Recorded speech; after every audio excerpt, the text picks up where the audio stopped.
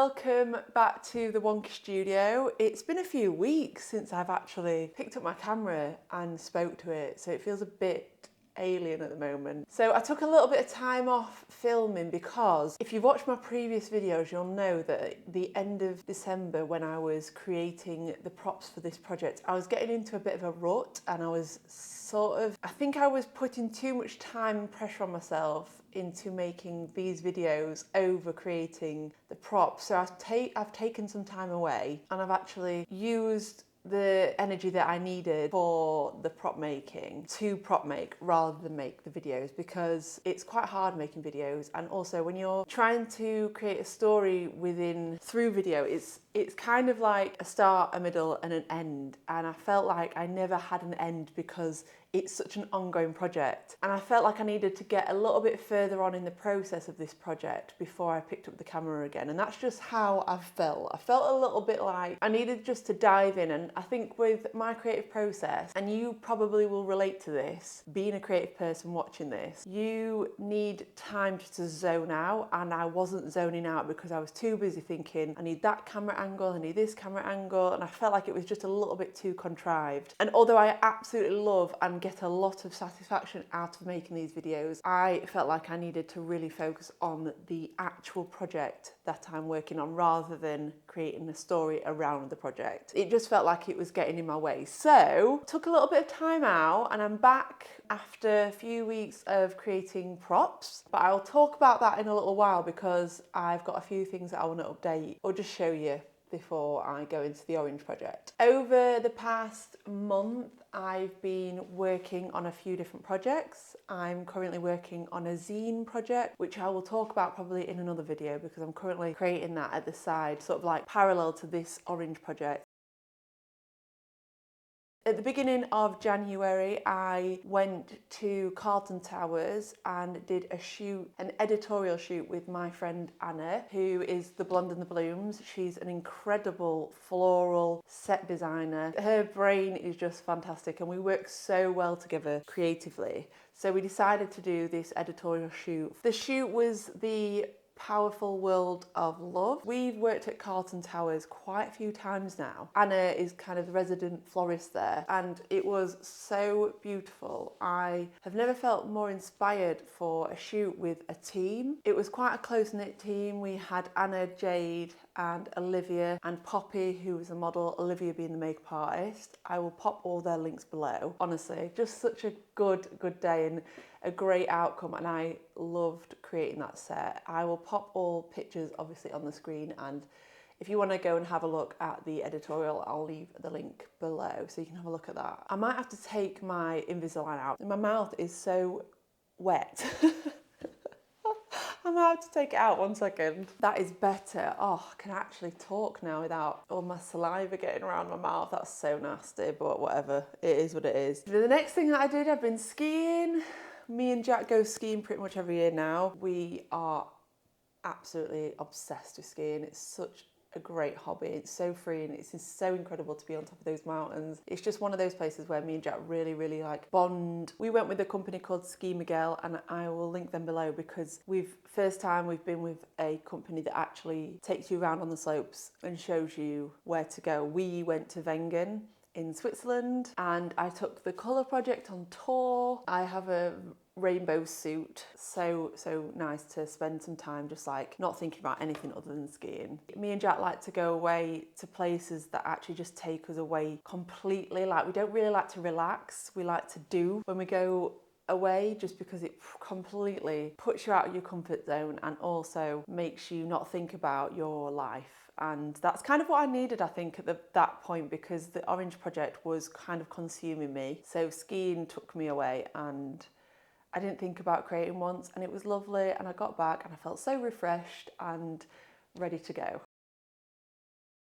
This whole past year has been one huge emotional challenge for me. I'm not going to go into it. There's been quite a few different things that have happened. I've been really trying my hardest to stay on top of being creative because of all these different events that have happened in my life. Sickness, illness, my own health, just some things that I would rather not talk about on my YouTube channel. However, I just want to express that it's been quite a difficult year, but I've just felt like so inspired as well, so creatively inspired. And I think a lot of my inspiration comes from escapism, and it has done for the past, well, for my whole career of creating. I've felt like a lot of my art is definitely just escapism. There's nothing better for me to get away from the world than come in here and create my props and just work on them. And you've probably, if you know me and know my channel, you'll know that that's kind of like a running theme, is that I use my props and set making as like a way to escape the world and just forget about my problems. I've also been doing a new therapy called EMDR, which is, I will leave that to you to look up because it is quite hard to explain, but that's been so emotionally taxing on me, and I'll just leave that out there. But it just means that the past 6 months I've really not been able to catch up with work that I created like in the summer. So last year I created and had a garden. My garden, my favourite thing that I created last year. Very, very good for your mental health, and if you are struggling, I would highly recommend growing your own vegetables because it is one of the most rewarding things that I've ever done, and you get to eat it at the end. Outside of all the pain and this testing, I've really been focusing on things that are making me feel good, and gardening has been one of them. With that being said, last year we grew some sunflowers and I did a shoot with the sunflowers, and also obviously all of my other flowers, the dahlias, hence why I'm doing this orange project, because it's about the garden. But in the meantime, this past couple of weeks I decided to revisit the image that I shot in August last year. I think it was August, September time, when the sunflowers are like at their biggest. I worked on this image briefly in my Adobe Live for the release of Firefly and Generative Fill in Photoshop last September. So I worked on it there, but I hadn't finished the image. I kind of just sat on it for the next few months because my brain could not. I just needed to be working on the orange project. I needed to be in here working on props. Kind of sat on that image for a while and ended up editing it this past few weeks. And I'm really, really glad I did, because it really, really reminded me of how important the garden was to me. I think me and Jack were actually saying yesterday, isn't it funny how different seasons make you feel differently? I can luckily now go through a season knowing there's a next season to come. I used to really sit in winter being quite emotionally down. I wouldn't say depressed, but it used to just really keep me in an awful mindset. Whereas now I'm like, winter's kind of my hibernation time. Spring is my plant the seeds time. Summer is the fruits of labour, and then autumn is just like winding down, clearing everything up, tidying, that kind of thing. I just feel like that's how I see the seasons now, and that all became apparent from doing the garden. So when I revisited the sunflowers, it just reminded me and like transported me back to last year when we were going through quite a difficult time, but you know, nature goes on, the beauty of nature goes on, and it felt incredible just to pick up where I left off on that image and feel the warmth, because I think the particular day that I edited that this year, it was almost like spring-like outside, so it was like a bit of a sign of what's to come and give me a bit of an excitement boost. So yeah, it was such a nice edit, and I added in my little ants and added the bees in, and yeah, generative fill is kind of adding to my inspiration at the moment, but that is another story. I've definitely spoke about that in my previous videos, so I'll leave that there. With all that being said, I hope you enjoyed my little monologue catch up, but it's time to dive back into the orange project, and I'm so inspired at the moment, and it's incredible, and I'm so glad I actually filmed me having a bit of a breakdown last year, because I was like, well, where do I go with this? I have no idea. I feel totally different, and this is why I do this and film myself and put myself online and have behind the scenes, is because I know that although I might feel a certain way one day, I am gonna feel different another day or in a few weeks' time. You just have to really, really remind yourself that when you're creating those really like tough testing moments, and just feel them. I find that just feeling them and feeling them really deeply helps. But with all that said, let's get into the orange project. I've ordered my backdrop, so the backdrop is coming this week, which means I'm pretty much at the final stages, because when the backdrop gets out and starts being painted, I need to clear the studio. So the studio needs to be completely clear because I have no other space to paint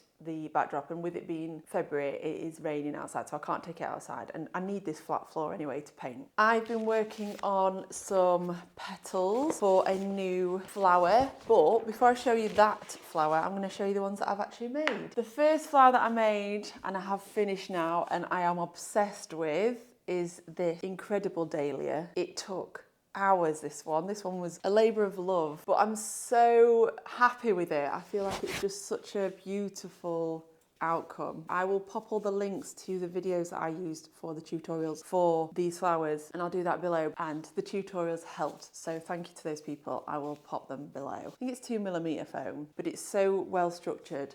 So I've got that one, which is the dahlia. Then I did a rose. This is my rose. Probably need to do a bit of like sticking up, and it's also got all the glue. And I bought a new glue gun because the other one was burning me. So I went to Hobbycraft the other day and bought this new glue gun, and it's small and convenient. So I actually burnt myself a few times on the other hot glue gun. This is the daisy. I really, really love it.